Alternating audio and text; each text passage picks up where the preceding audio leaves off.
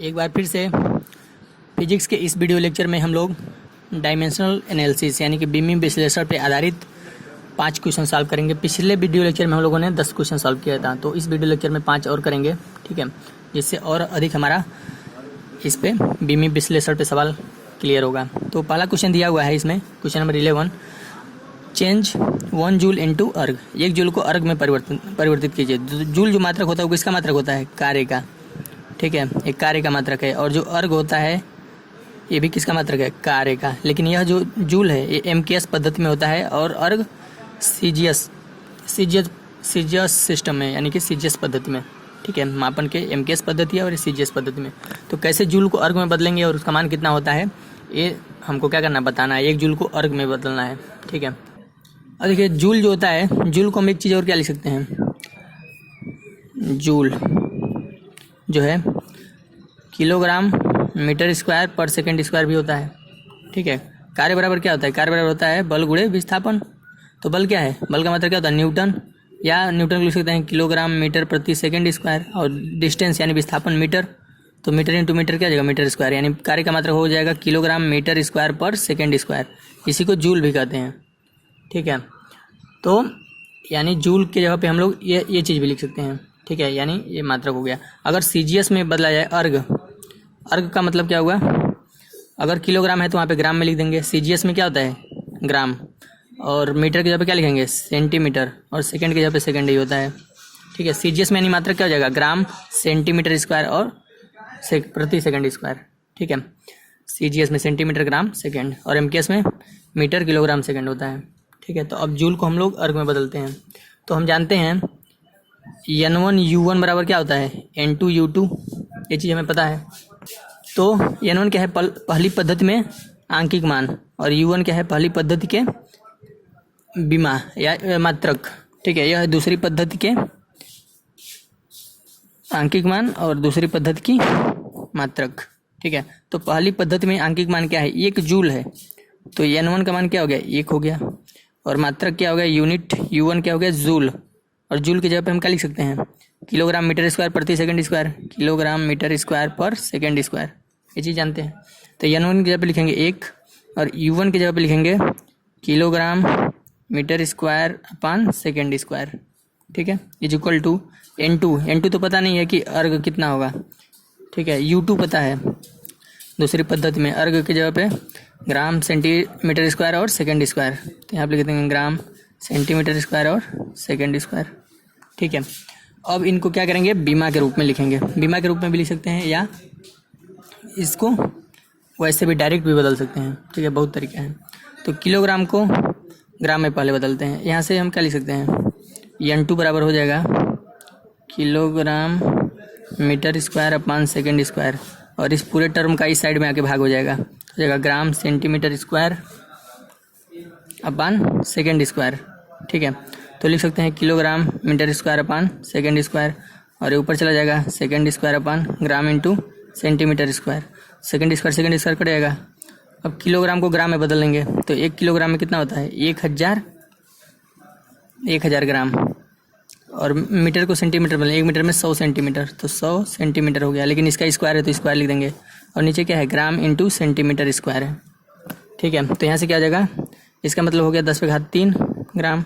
ग्राम से ग्राम काट देते हैं यहाँ पे, और यहाँ पे हो जाएगा 100 का स्क्वायर होगा 100 इंटू 100, और सेंटीमीटर का स्क्वायर हो जाएगा अपान सेंटीमीटर स्क्वायर। ये दोनों कट जाएंगे, सेंटीमीटर। तो कितना बचा? 10/3, 10/2 5, 2 7, यानी 10⁻7।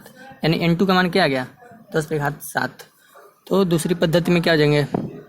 तब 1 जूल बराबर क्या हो जाएगा? 1 जूल बराबर हो जाएगा 10⁻7 अर्ग। या 1 जूल का मतलब क्या होता है? 1 किलोग्राम मीटर स्क्वायर प्रति सेकंड स्क्वायर, और 10⁻7 CGS में अर्ग कहते हैं, या ग्राम centimetre square upon second square कहते हैं, ठीक है।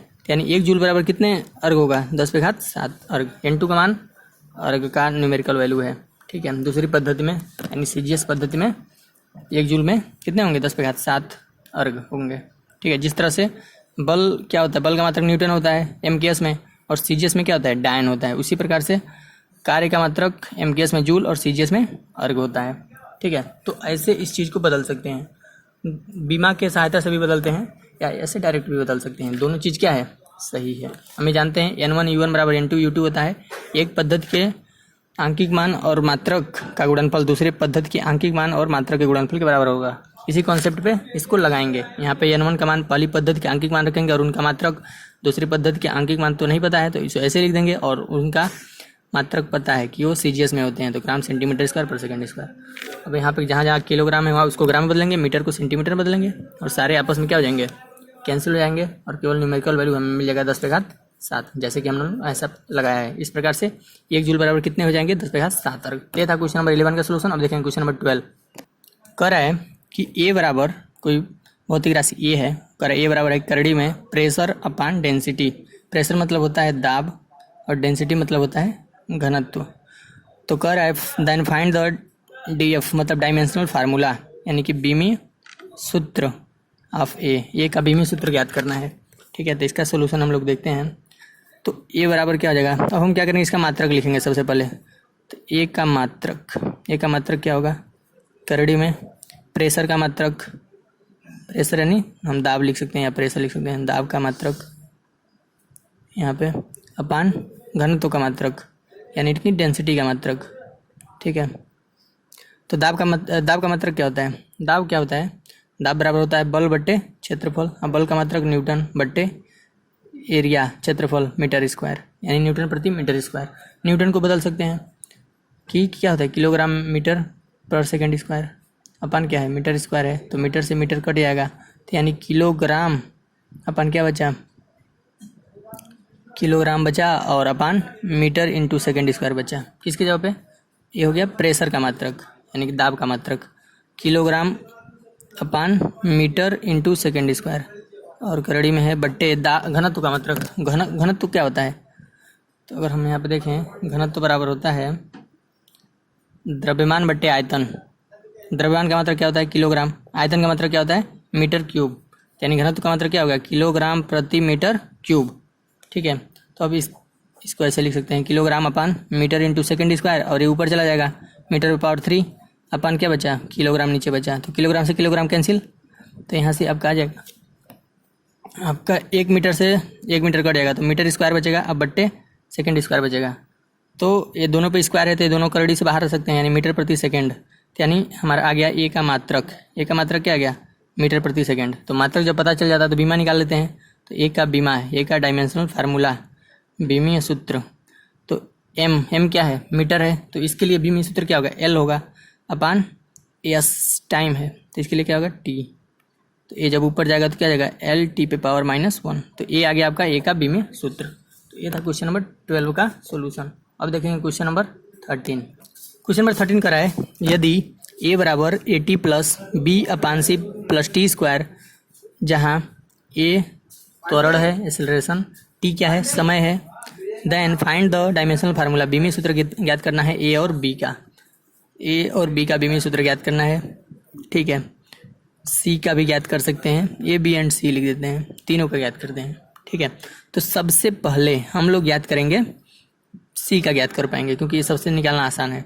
ठीक है, हम जानते हैं अगर दो राशियाँ जोड़ी गई हैं तो उनके बीमा आपस में क्या होंगे, बराबर होंगे। तो लिख सकते हैं सी का बीमा बराबर टी स्क्वायर का बीमा। ठीक है, और टी क्या है, समय है, समय की बीमा क्या होती है एल, लेकिन इस पर स्क्वायर है तो एल, सॉरी टी का बीमा क्या होता है टी, लेकिन इस पर स्क्वायर है तो कितना हो जाएगा टी स्क्वायर। ठीक है, यानी सी का बीमा हमें मिल गया। ठीक है, अब निकालेंगे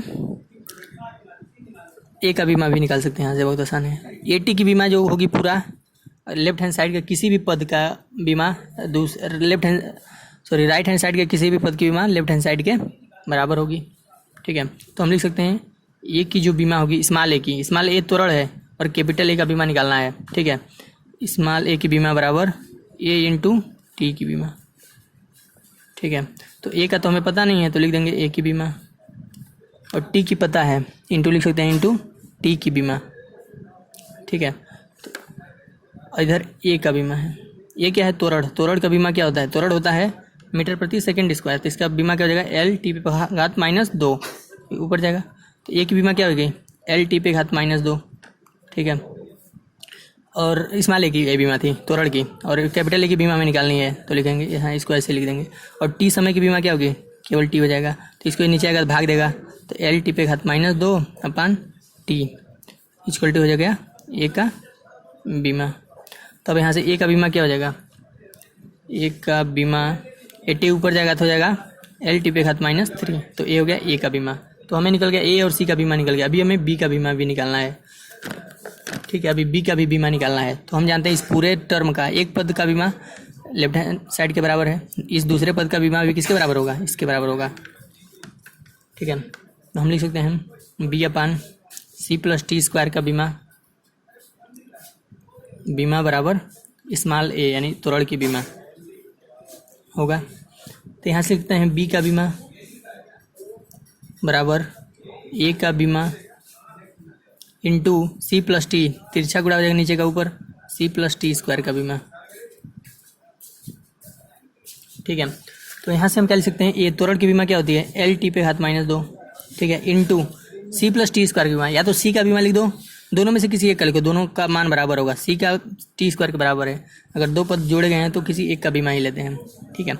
तो दोनों, ये भी सी का जो बीमा था किसके बराबर है, टी स्क्वायर के बीमा के बराबर, यानी केवल टी स्क्वायर लिख देंगे यहाँ पे, तो हो जाएगा टी स्क्वायर। अब इन दोनों को जोड़ेंगे तो टी पे घात -2 + 2 0, टी पे घात 0, यानी ये कुछ को लिखने का सकता ही नहीं है, यानी बी की बीमा क्या हो गई, ओनली एल। तो तीनों कांस्टेंट का बीमा पता चल गया, बी का भी, ए का भी और सी का भी। तो ये था क्वेश्चन नंबर 13 का सोल्यूशन। अब देखेंगे क्वेश्चन नंबर 14। क्वेश्चन नंबर 40 का है, यदि